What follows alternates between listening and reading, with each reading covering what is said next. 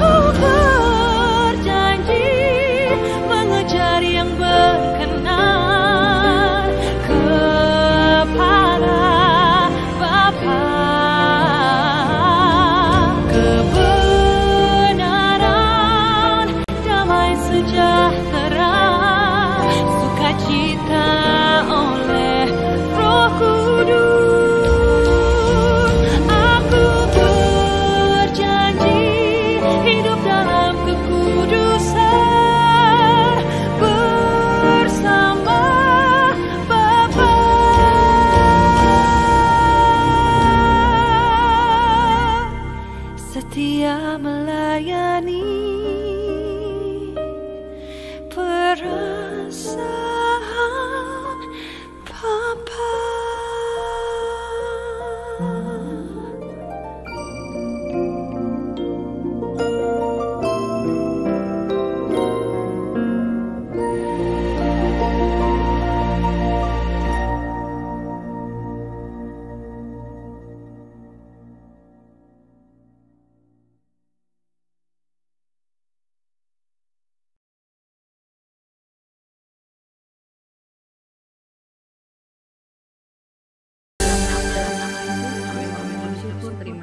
Buat pagi hari ini Tuhan, terima kasih kami sudah menikmati hari-hari kami memperingati Paskah, dan biarlah Paskah tahun ini Tuhan mengubah hidup kami, mengubah pola pikir kami, mengubah hidup kami, benar-benar kami menelan maut di dalam kemenangan. Ajari setiap kami, buat kami paham Tuhan, untuk setiap hal yang Tuhan sudah kerjakan atas kehidupan kami, sehingga apapun yang sudah Engkau kerjakan tidak sia-sia di dalam hidup kami.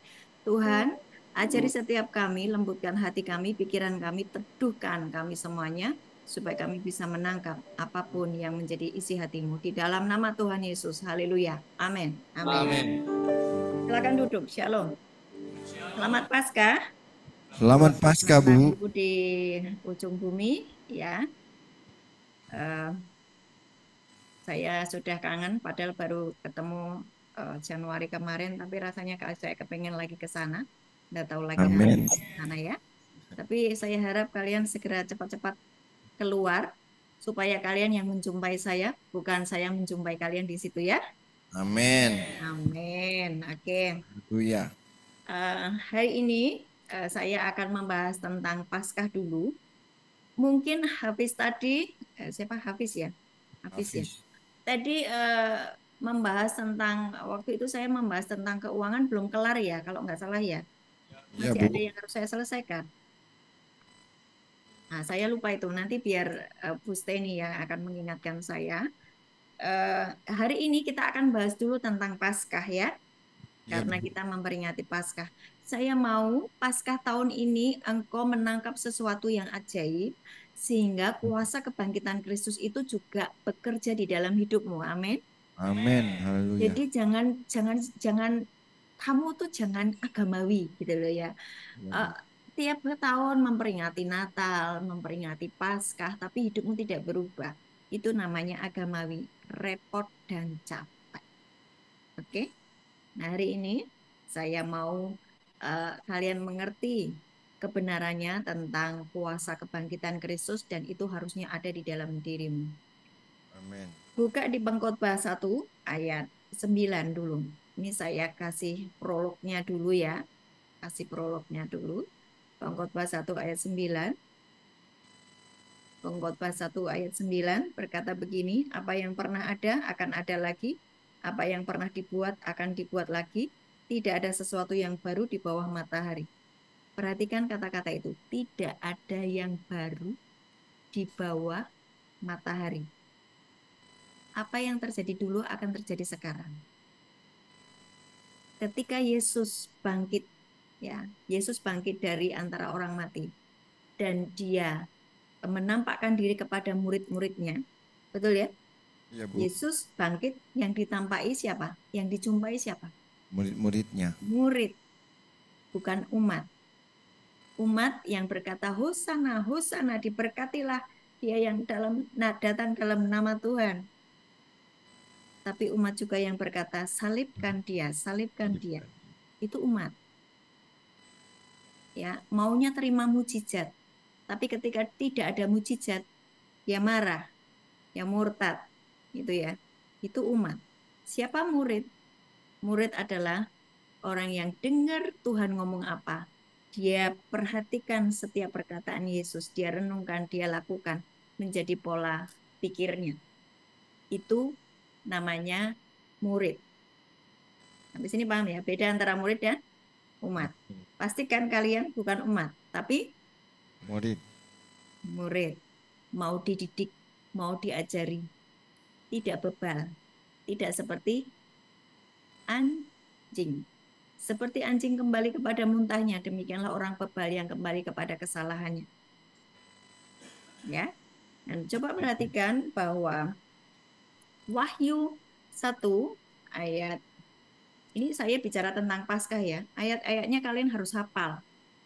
Ayat-ayat di dalam Paskah itu harus ngerti ya. Wahyu 1 ayat 17, 18, 19. Silakan dibaca. Wahyu 1 ayat 17 sampai 19. Ketika aku melihat dia, tersungkurlah aku di depan kakinya, sama seperti orang yang mati. Tetapi ia meletakkan tangan kanannya di atasku, lalu berkata, jangan takut, aku adalah yang awal dan yang akhir. Ayat 18, dan yang hidup, aku telah mati, namun lihatlah, aku hidup sampai selama-lamanya, dan aku memegang segala kunci maut dan kerajaan maut. Karena itu tuliskanlah apa yang telah kau lihat, baik yang terjadi sekarang maupun yang akan terjadi sesudah ini. Amin. Paskah selalu bicara mengalahkan maut dalam kemenangan. Paskah selalu mengingatkan kepada kita bahwa maut, kunci maut dan kerajaan maut sudah dipegang oleh Tuhan Yesus. Amin. Kunci maut dan kerajaan maut itu sekarang ada di tangan Tuhan Yesus. Kerajaan kegelapan itu sebetulnya sudah runtuh. Runtuh. Bagi orang yang percaya kepada Yesus. Amin. kuasa kegelapan itu, kerajaan kegelapan itu tidak bisa lagi yang namanya merusak hidup kita. Kalau engkau tahu kebenarannya dan engkau berada di pihak Tuhan. Masalahnya, engkau pelin-pelan, kadang di pihak Tuhan, kadang di pihak si jahat. Ya, nah ini yang membuat kuasa kebangkitan tidak bekerja di dalam diri seseorang. Nah, perhatikan, kunci maut dan kerajaan maut sekarang sudah dipegang Tuhan di tangan kanannya. Kamu, saya, kita semuanya adalah jemaat Kristus. Tubuh Amin. Kristus, betul ya? Amin. Tubuh Kristus. Di tangan ada tubuh. Berarti di tanganmu sebagai tubuh Kristus ada kunci maut dan kerajaan maut. Apa sih yang disebut dengan maut? Apa yang disebut dengan kerajaan maut? Kematian kekal. Apa? Kematian kekal. Semua produk-produk dari neraka. Kematian kekal, kemiskinan, sakit penyakit tidak ada obatnya, Kutuk. dosa kekal, kebrutalan, pemberontakan, terus sakit penyakit, terus kehancuran, terus konflik. Semua itu berasal dari maut. Masukkan dulu di pikiran. Jangan tidak paham apapun tentang kebenaran. Jangan tidak paham. Kalau engkau tidak paham, hidupmu tuh ngawur. Mesti engkau ngerti. Oh, maut itu isinya pemberontakan, sakit penyakit, kemiskinan, apalagi kehancuran, semua rupa-rupa dosa yang menjijikkan. Itu semuanya berasal dari maut. Sekarang kunci maut dan kerajaan maut dipegang Tuhan Yesus. Tuhan. Sementara kamu adalah tubuh Kristus. Amin. Berarti kamu dan saya bisa menutup akses dengan alam maut. Amin. Enggak asing amin kan cuma satu. Kambuh ya. Kambuh ya. Ayolah. Aminnya yang keras ya supaya saya dengar. Udah, lanjut ya. Berarti orang yang sudah percaya sama Yesus di dalam dirinya sengat maut tidak bisa menyentuhnya. Apa buktinya? Nanti saya kasih lihat. 1 Korintus 15, 53, 56.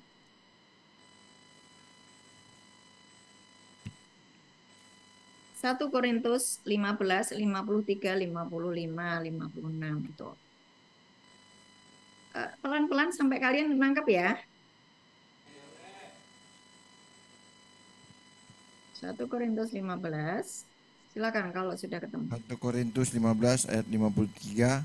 Karena yang dapat binasa ini harus mengenangkan yang tidak dapat binasa, dan yang dapat mati ia harus mengenangkan yang tidak dapat mati.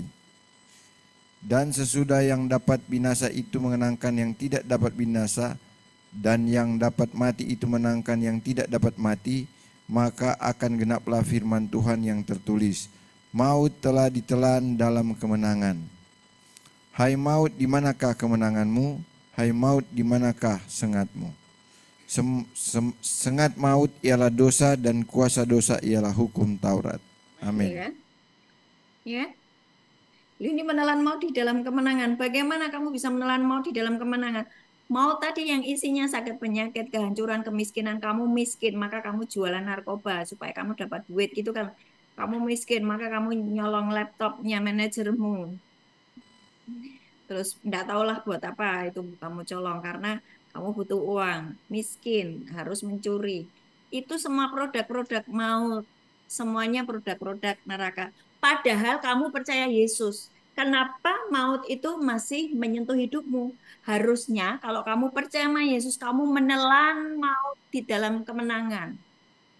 Maut itu bisa ditelan. Kamu minum pil, itu kan karena kecil. Berarti kamu bisa telan toh. Lah nek pisang utuh atau pepaya utuh kamu bisa nggak nelan utuh-utuh gitu kan? Nggak bisa kan? You mesti potong-potong kecil-kecil terus untuk bisa masuk dan kau telan. Berarti bagi orang yang percaya sama Yesus, Yang disebut maut itu sudah dikecilin, mengecil.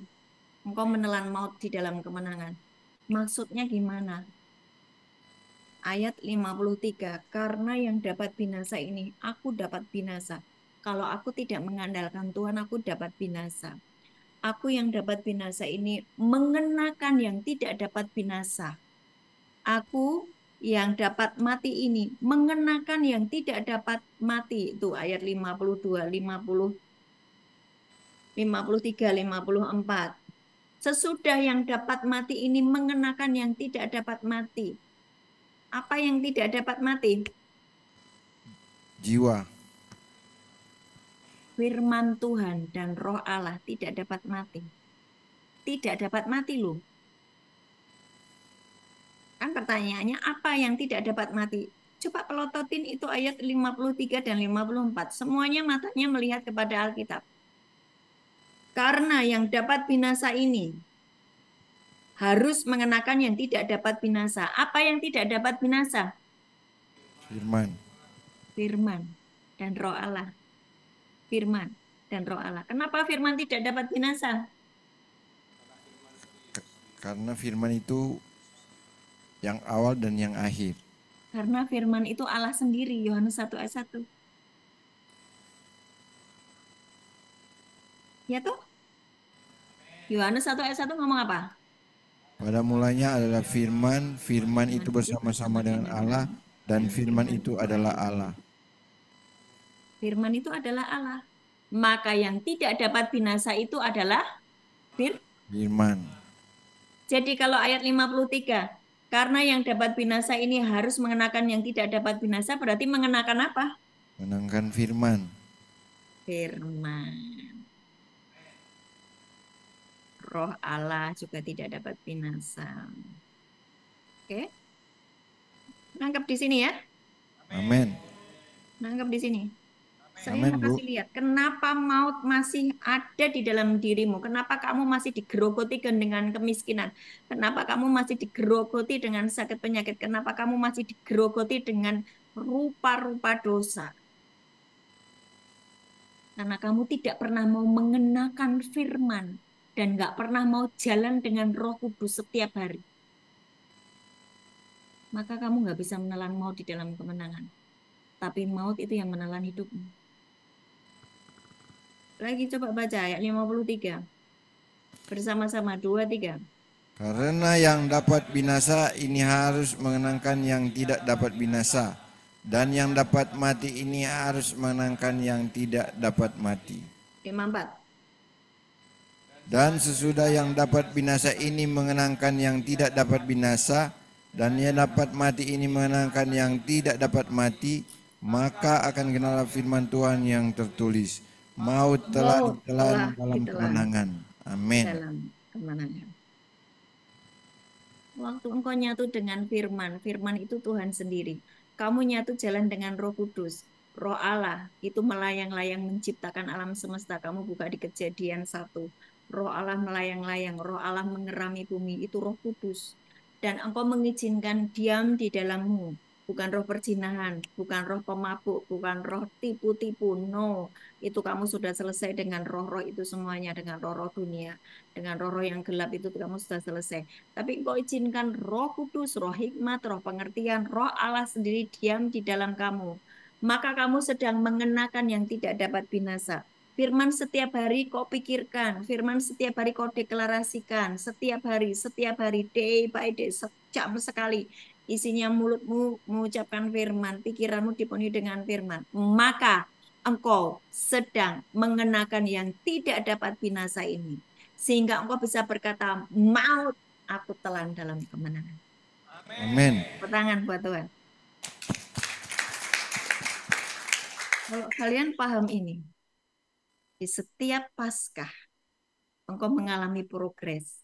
Kemenangan demi kemenangan, kemenangan demi kemenangan.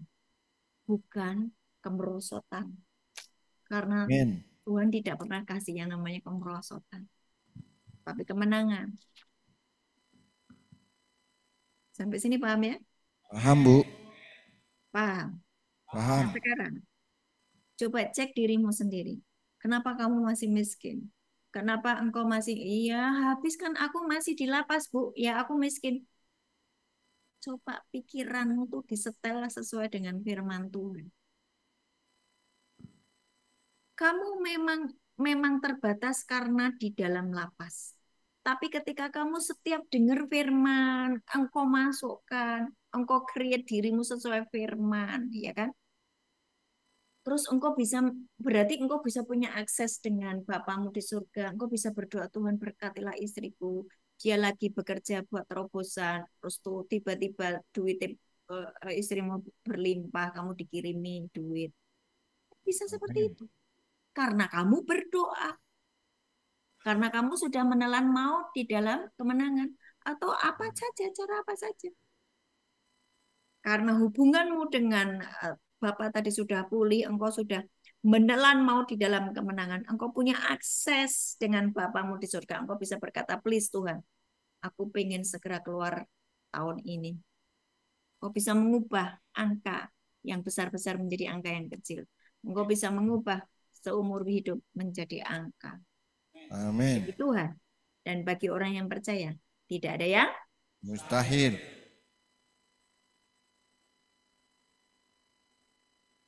sekali lagi. Kenapa setiap tahun engkau sudah merayakan Paskah, tapi sengat maut itu tetap ada di dalam dirimu? Sengat maut itu apa tadi? Dosa. Ya toh? Betul nggak? Ya, Bu.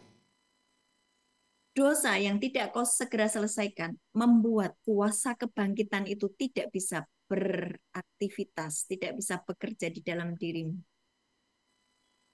Dosa yang tidak segera kau selesaikan membuat engkau diizinkan, engkau mengizinkan untuk disengat maut. Pintu gerbang surga tertutup, tapi pintu gerbang neraka kebuka atas hidupmu.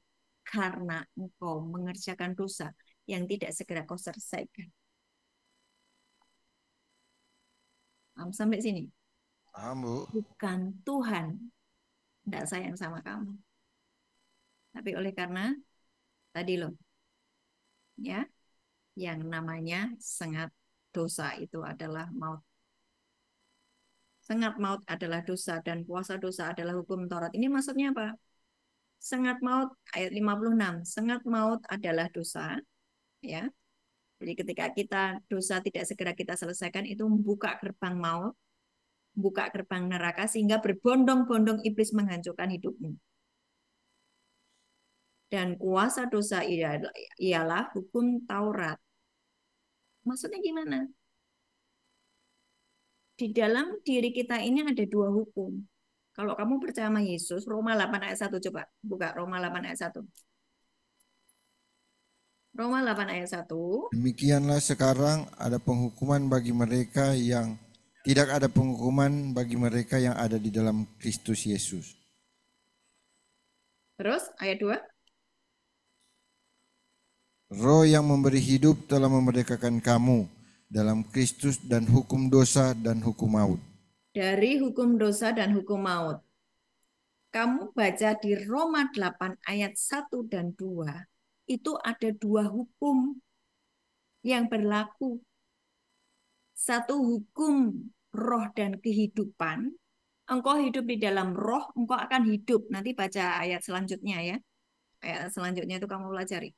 Kamu hidup di dalam roh, maka kamu akan terus hidup.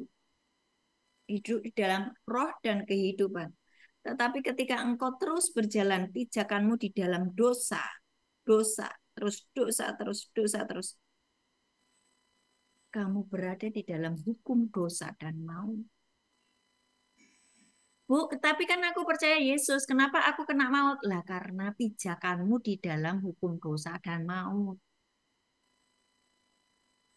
Kan dibilang di ayat 1, demikianlah sekarang tidak ada penghukuman bagi mereka yang ada di dalam Kristus Yesus. Kristus Yesus itu apa? You jalan di dalam jalan, kebenaran, dan hidup. Apa kebenaran? Firman Tuhan adalah kebenaran. Kebenarannya apa? Darah Yesus membenarkan kamu. Kebenarannya apa? Hanya melalui Yesus engkau bisa sampai kepada Bapa. Kebenarannya apa? Upah dosa adalah maut. Ketika engkau tetap berdosa, berarti engkau berada di samping jalan yang berbeda, seberangan jalannya. Sebentar. Saya akan kasih kamu pemahaman begini. Ada dua jalan tol, ya. Bayangin ya, imajinasikan ya. Ada dua jalan tol. Yang satu disebut jalan di dalam roh dan kehidupan. Yang satu jalan namanya hukum dosa dan maut. Yang satu namanya hukum roh dan kehidupan. Yang satu namanya hukum dosa dan maut. Beda nggak jalannya? Beda, Bu. Beda. Tapi kalian itu sukanya gini, aku percaya Yesus tapi dosa jalan terus. Jadi kakinya yang satu di jalan kebenaran, satunya di jalan maut. Tetap maut karena yang suam tetap akan dimuntahkan. Takkan. Jadi engkau harus mengambil keputusan. Kamu mau jalan kemana? Kalau setiap harimu engkau memaki, setiap harimu engkau berzina, setiap harimu engkau berdosa, setiap hari engkau kembali ke dosa yang lama, seperti anjing kembali kepada muntahnya. Engkau terus berdusta, engkau terus mencuri, engkau pakai jubah rohani untuk menutupi semua errormu. Engkau pijakannya tetap di jalan dosa dan maut. Dan itu OTW kepada maut, OTW kepada neraka. Jadi perhatikan sekali lagi, setiap hari apa yang kau kerjakan akan memperlihatkan kamu mau menuju ke atas apa kamu menuju ke bawah. Gak usah jalan terus menuju ke bawah. Alam maut. Setiap hari memperbaiki hidupnya, semakin suci, semakin tahir, semakin benar, dibaharui terus-menerus, dikoreksi maut. Kamu OTW ke surga. Amin. Jadi tidak ada orang yang tiba-tiba sampai ke neraka, tidak ada. Dia sudah program hidupnya untuk menuju ke neraka. Betul nggak? Iya, Bu. Betul? Paham. Paham? Paham, Bu. Pinter. Jangan mau dibodohi sama Iblis. Nah, sekarang, kok kamu sudah tahu kayak gitu? Berarti kan kamu harus berada di pijakan yang hukum, roh, dan kehidupan. Betul nggak?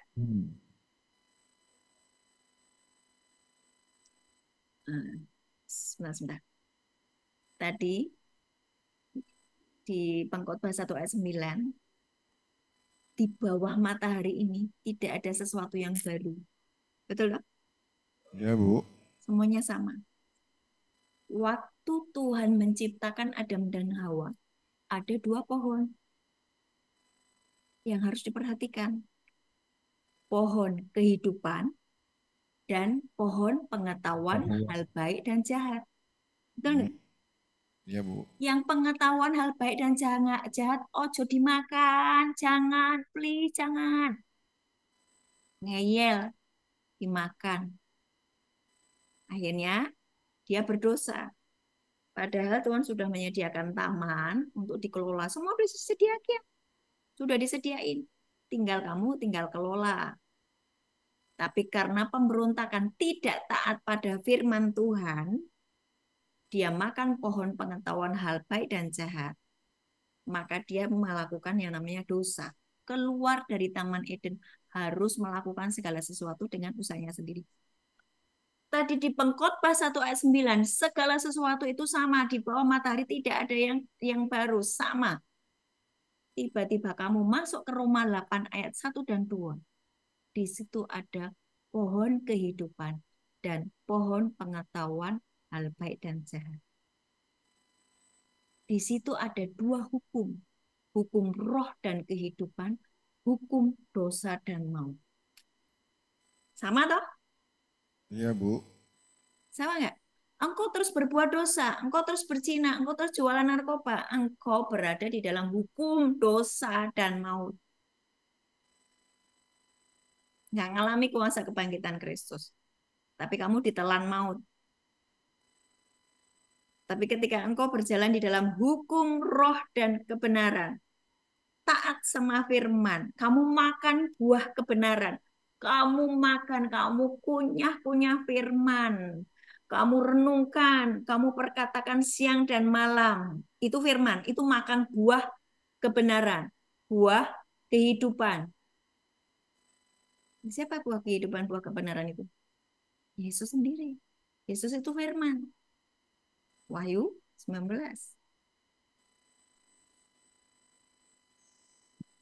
Saya harap kalian celing, pinter jadinya. Yang masih bingung angkat tangan. Wow, sudah paham semua. Yang sudah paham, angkat tangan. Oh, haleluya, puji Tuhan. Jadi kamu sudah ngerti ya sekarang ya. Cuman ada dua. Amin, Bu. Disuruh milih. Dan Tuhan tidak bisa memaksa kamu untuk taat. Tidak bisa. Karena Tuhan menciptakan manusia bukan robot. Tapi punya free will. Kebebasan untuk memilih. Bebas. Kebebasan untuk memilih. Tuhan nggak ciptakan manusia seperti malaikat. Makanya malaikat ketika dia jatuh di dalam dosa nggak ada itu. Karena dia diciptakan sebetulnya seperti robot. Nah, kalau dia nggak taat dibuang aja gitu. Tapi Tuhan ciptakan kita seperti dirinya, gambaran dari dirinya, dan Dia memberikan free will. Tapi kasihnya besar atas seluruh umat manusia. Sekali Amin. lagi, jangan kau sia-siakan kuasa kebangkitan Kristus. Amin. Saya harap engkau mulai mengalami yang namanya kuasa kebangkitan Kristus. Jangan kau sia-siakan hidupmu. Ada perenungan yang hari-hari ini terus terngiang-ngiang di telinga saya. Saya harap kalian juga mengikutinya. Coba perhatikan di Wahyu 22. Wahyu 22 ayat 15.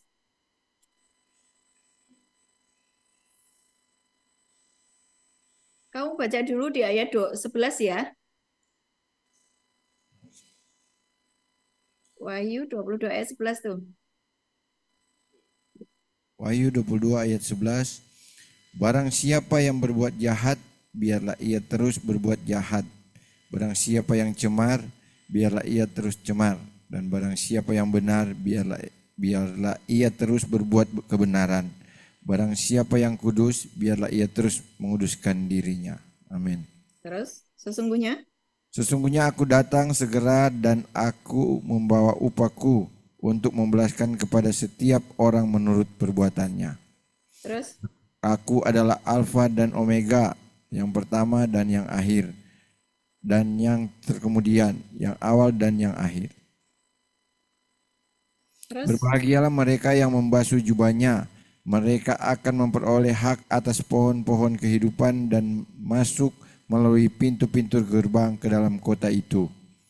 Tetapi anjing-anjing dan tukang-tukang sihir, orang-orang sundal, orang-orang pembunuh, penyembah berhala, dan setiap orang yang mencintai dusta dan yang melakukannya tinggal di luar.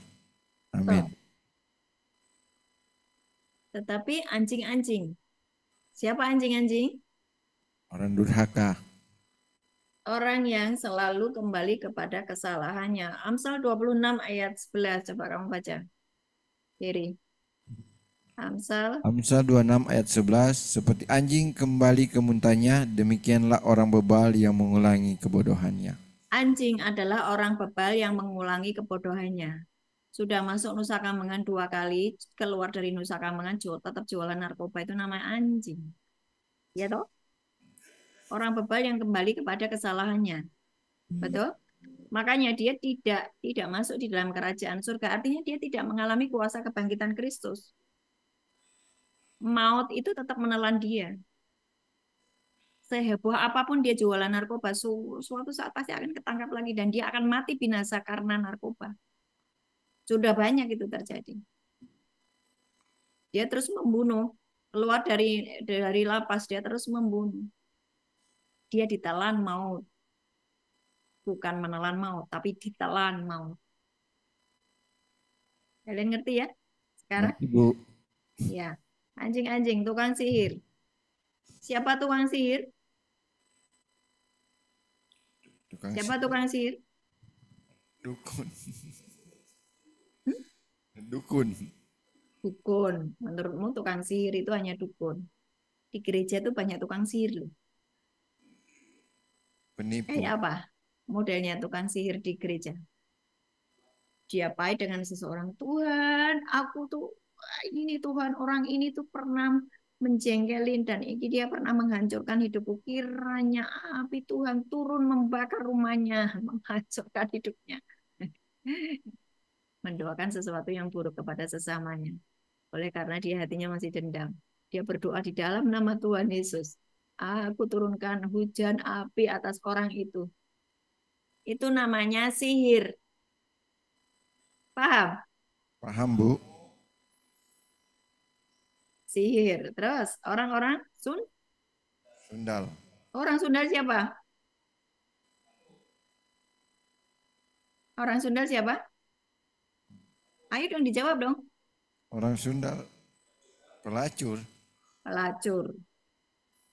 Aku bukan pelacur. Mana bisa aku pelacuran di tempat ini? Yakobus 4 ayat 4. Baca. Yakobus 4 ayat 4. 4 ayat 4. Hai kamu orang-orang yang tidak setia, tidakkah kamu tahu bahwa persahabatan dengan dunia adalah permusuhan dengan Allah? Jadi barang siapa hendak menjadi sahabat dunia ini, ia menjadikan dirinya musuh Allah. Amin. Bersahabat dengan dunia berarti melacurkan diri dengan dunia. Tuh? Iya, Ya, Bu. menyembah berhala dan setiap orang yang mencintai Dusta. Nah, hati-hati dengan kalian yang suka dusta kecil-kecil. Saya melihat banyak orang yang sudah terjebak di dalam pola berdusta kecil-kecil. Jadi dia terbiasa berdusta. Terbiasa berdosa. Waktu dia terbiasa berdosa, ketika dia setiap hari berdosa menganggap bahwa dosa itu biasa, sehingga dia sudah tidak apa ya, peka dengan dosa. Daripada nanti saya jujur saya diomeli, daripada saya kalau jujur nanti hubungan kita menjadi berantakan, daripada nanti kalau saya jujur dengan Bu Ana sudah tidak lagi respon dengan saya. Contoh, itu namanya dusta kecil-kecil. Ketika style dusta itu terus menjadi pola kita, hati-hati. Bapakmu bukan Bapa di surga, tetapi Bapa yang pendusta. Bapa segala dusta. Ada ayatnya? Gimana? Bapa segala dusta. Gimana? Cariin ya. Lupa, Bu. Yang sudah nangkap segera.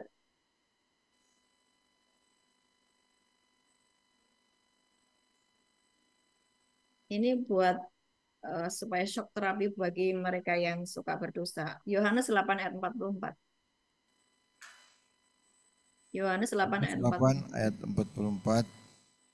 Iblis yang menjadi bapamu dan kamu ingin melakukan keinginan-keinginan bapamu. Ia adalah pembunuh manusia sejak semula dan tidak hidup dalam kebenaran, sebab di dalam dia tidak ada kebenaran.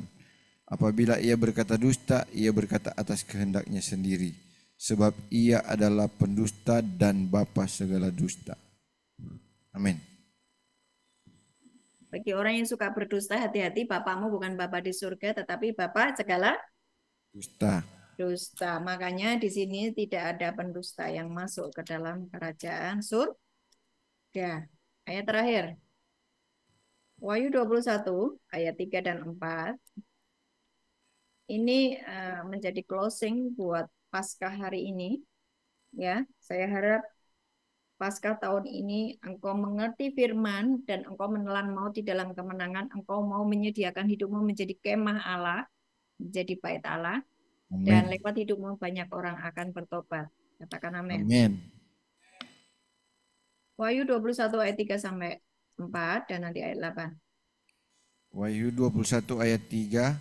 Lalu aku mendengar suara yang nyaring dari takhta itu berkata, lihatlah, Kemah Allah ada di tengah-tengah manusia dan ia akan diam bersama-sama dengan mereka.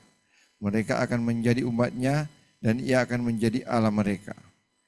Dan ia akan menghapus segala air mata dari mata mereka dan maut tidak akan ada lagi. Tidak akan ada lagi perkabungan atau ratap tangis atau duka cita.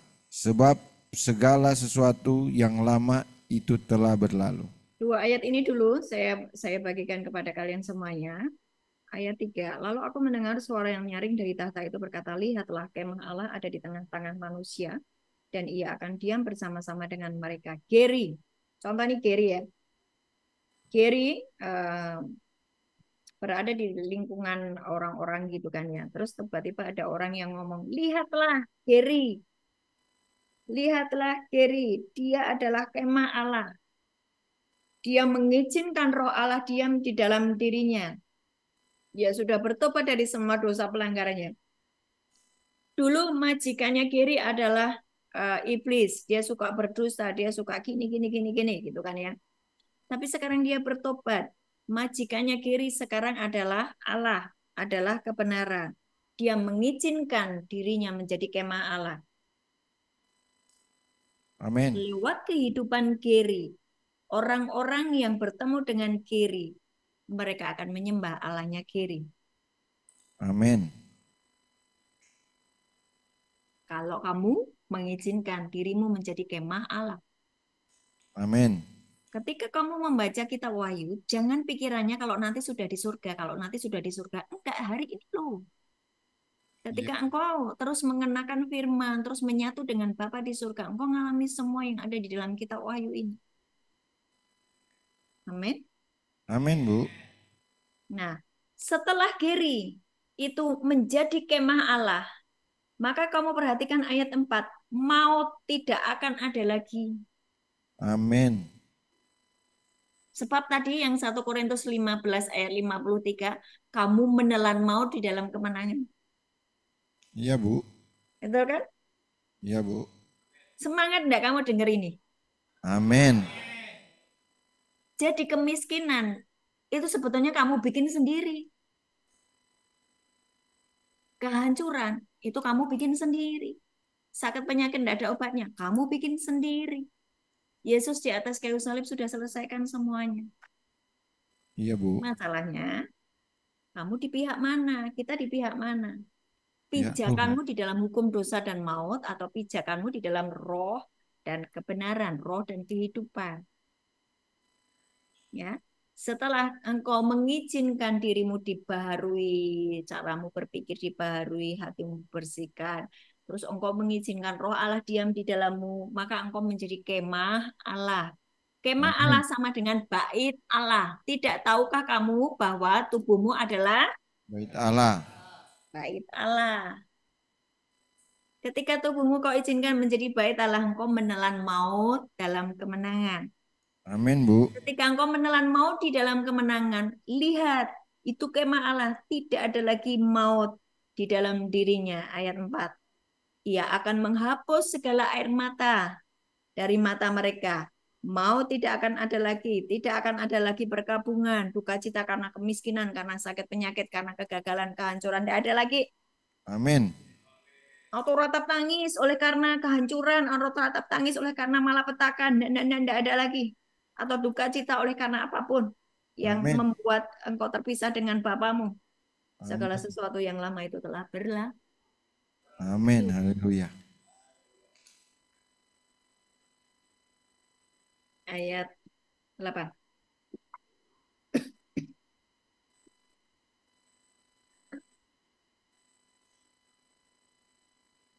Ayat 8. Ayat 8.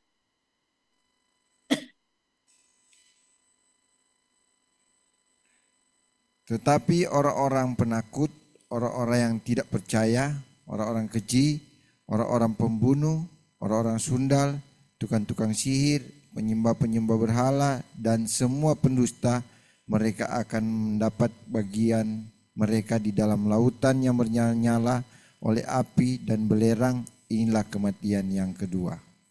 Amin.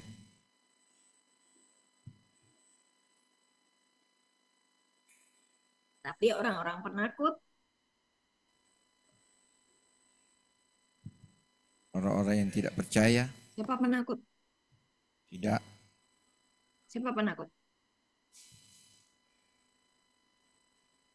Enggak ada, Bu. Terus, takut terus. Sudah dibilang jangan takut, dia Immanuel, dia menyertai hidupmu. Takut, tidak percaya pada firman itu nama penakut. Terus, Orang-orang yang tidak percaya, terus orang-orang keji, orang-orang pembunuh, orang-orang sundal, tukang-tukang sihir, penyembah-penyembah berhala, dan semua pendusta. Mereka akan mendapat bagian mereka di dalam lautan yang bernyala-nyala oleh api dan belerang. Inilah kematian yang kedua. dia mengalami kematian, bukan menelan maut di dalam kemenangan, tapi dia mengalami kematian. Oleh karena sehari-harinya dia tidak mengerjakan apa yang Tuhan perintahkan, tapi melanggar terus ketetapan Tuhan. Artinya dia dipijakan hukum dosa dan maut. Maka dia akan mengalami kematian kedua. Kematian pertama adalah keterpisahannya dia dengan Bapa di surga. Waktu dia masih di bumi, dia masih hidup, tapi dosa jalan terus. Artinya hubungannya dengan Bapa itu putus. Itu kematian pertama. Kematian kedua adalah kematian kekal. Nggak ada kesempatan lagi. Nah, anak-anakku yang ada di lapas gereja ujung bumi, dong, Bang Kuning ya. Saya sebagai ibumu, saya ini ibumu. Iya, Bu. Hampir setiap hari saya berdoa terus untuk setiap lapas-lapas yang sudah kami layani. Supaya setiap benih firman yang kami bagikan, yang kalian dengar, itu terus bertumbuh di dalam dirimu. Amin. Dan engkau nggak sia-sia ada di Nusa Kambangan. Keluar dari Nusa Kambangan, engkau akan menjadi ciptaan yang baru. Amin. Jadi orang-orang yang ajaib. Amin. Dipersiapkan untuk muncul di tengah kegelapan. Karena kamu sudah mengalami kegelapan, karena kamu sudah pindah dari maut kepada hidup. Yohanes 5 ayat 24. Dan kita akan selesai. Yohanes 5 ayat 24. Yohanes 5 ayat 24. Aku berkata kepadamu, sesungguhnya barang siapa mendengar perkataanku dan percaya kepada Dia yang mengutus aku, ia mempunyai hidup yang kekal dan tidak turut dihukum, sebab ia sudah pindah dari dalam maut ke dalam hidup. Amin. Pindah dari maut kepada hidup. Ketika Yesus bangkit, yang ditemui adalah murid-murid. Suatu hari, Petrus karena trauma, dia kembali menjadi penjala ikan. Yesus menampakkan diri kepada Petrus. Yesus bertanya, anak-anak, adakah lauk paut di tempatmu? Enggak ada. Kami sudah cari ikan. Sehari semalaman enggak pernah ada, enggak ada ikan. Enggak punya lauk. Yesus berkata, tebarkanlah jalamu ke kanan. Berarti dia dari kiri toh. Iya, Bu. Tebarkanlah jalamu ke kanan, itu di Yohanes 5, Yohanes 19 ayat ayat ya Yohanes 19 tentang Yesus menampakkan diri pada murid-muridnya. Tebarkanlah jalamu ke kanan. Berarti dia dari kiri menuju ke kanan. Dari maut kepada hidup. Baru engkau akan mengalami kelimpahan. Amin. Baru engkau menelan maut dalam kemenangan. Saya berdoa biar Paskah tahun ini engkau mengalami pola pikir yang dibaharui dan engkau menelan maut di dalam kemenangan. Tuhan Yesus. Amin. Haleluya. Kami mengucap syukur Tuhan dahsyatnya kuasa kebangkitan yang sudah kau berikan atas kehidupan kami. Jika Roh Kristus yang membangkitkan dari antara orang mati diam di dalam kami, maka kami akan menelan maut di dalam kemenangan. Hari ini Tuhan kami mengizinkan roh kebangkitan itu, Roh Kristus itu diam di dalam kami. Kami mengenakan firman Tuhan, kami mengenakan perkataan-perkataan-Mu Tuhan diam di dalam kami. Kami mengizinkan hidup kami dipenuhi dengan Roh-Mu saja, dengan Roh Kudus-Mu Tuhan. Dan kami akan menelan maut di dalam kemenangan. Tidak ada lagi dosa yang membelenggu hidup kami, sebab kami menyatu dengan kebenaran. Dan ketika kebenaran itu penuh di dalam hidup kami, kami menjadi terang. Sisi kegelapan di dalam hidup kami hilang. Itulah kuasa kebangkitan yang sudah Engkau sediakan atas kehidupan kami. Kami mau Tuhan, kami bertobat sungguh-sungguh. Dan hari ini Tuhan, di Paskah tahun 2025 ini, cara berpikir kami berubah. Kami memutuskan hidup di dalam roh dan kebenaran dan kehidupan. Kami terus bersatu dengan firman-Mu. Kami mau taat dan kami menelan maut dalam kemenangan. Angkat tanganmu, terima berkat. Tuhan memberkati-Mu dan melindungi-Mu. Tuhan menyinari Engkau dengan wajah-Nya dan memberi Engkau kasih karunia. Tuhan menghadapkan wajah-Nya kepadamu dan memberi engkau damai sejahtera. Amin. Amin.